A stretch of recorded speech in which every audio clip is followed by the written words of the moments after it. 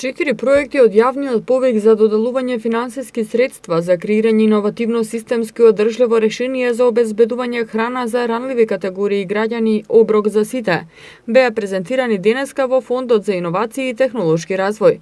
Од нив ќе треба да биде избрано најдоброто или најдобрите решенија и да се преточат во систем, преку кој ќе се обезбедува храна за оваа категорија граѓани, односно ќе овозможи вишоците на храна од компаниите, големите маркети и угостителските објекти да се достава до нив. Околу 450.000 луѓе имаат реална потреба од поддршка на државата за обезбедување елементарни услови за живење, меѓу другото и храна. Целта на предизвикот Оброк за сите е преку заедничка соработка на невладините организации, компаниите и државните институции да се дојде до иновативен модел кој ќе ги вклучи сите и кој на овие граѓани ќе им донесе она што им е потребно – храна.